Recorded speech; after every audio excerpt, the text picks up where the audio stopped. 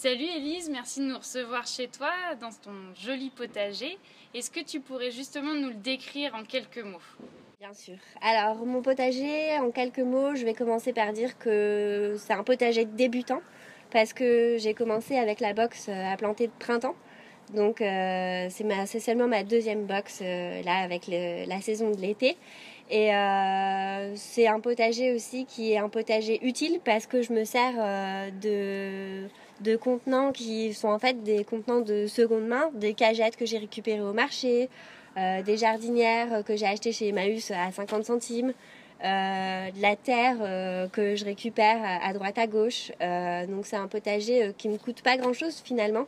Je me sers aussi de tuteur avec des morceaux de bois qu'on va récupérer en forêt avec mon copain. Donc c'est des baguettes chinoises aussi, enfin toutes sortes de choses que je récupère et qui m'aident à avoir un potager pas cher.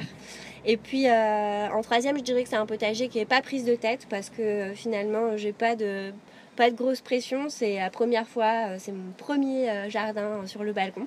Donc j'ai décidé de voir, de faire ça plutôt pour le fun que pour me prendre la tête. Et je fais ça les week-ends pour me faire plaisir. Voilà.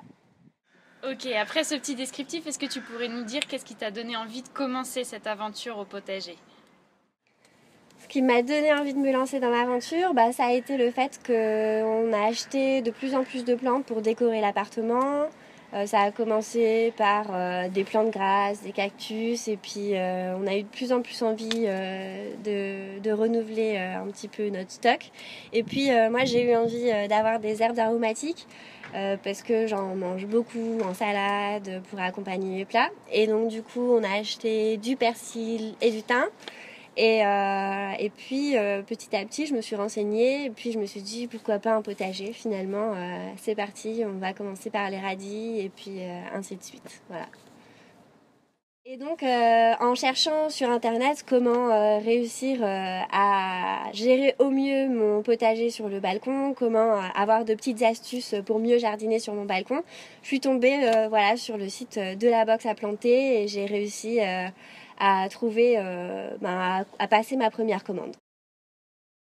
Du coup, puisque tu nous as expliqué que tu étais une jardinière en herbe, comment t'as fait, comment sont passés tes débuts, comment t'as fait pour trouver tes premiers équipements et te lancer dans l'aventure? Alors au début j'ai commencé avec 2 pelles et un râteau Ikea qu'on achète en kit, ça doit valoir moins de 5 € et avec 2 jardinières que j'ai achetées en ressourcerie style Emmaüs, 50 centimes chaque jardinière et puis un sac de terreau acheté en grande surface. Voilà, ça a été mon kit de base du jardinier. Et puis après, j'ai continué avec les cagettes du marché et j'ai quand même un petit peu financé avec mon feutre géotextile que j'ai acheté en jardinerie et puis pas grand chose d'autre finalement. Est-ce que tu aurais une petite anecdote pour clôturer cette jolie interview à nous raconter? Je vais vous la montrer même, elle est juste derrière moi. C'est un grand bac, une grande cagette qui est censée accueillir nos tomates dans quelques temps. Et pour la remplir, on a décidé qu'on allait mettre de la vraie terre et pas que du terreau à l'intérieur. Et donc ça fait 2 dimanches de suite qu'avec mon copain, on va avec nos pelles et notre sac, notre grand sac pour aller prendre de la terre en campagne.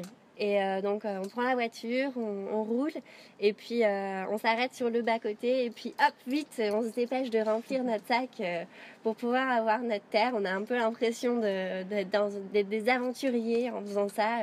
Et puis on remplit notre bac de tomates qui les accueillera dans quelques jours. Voilà.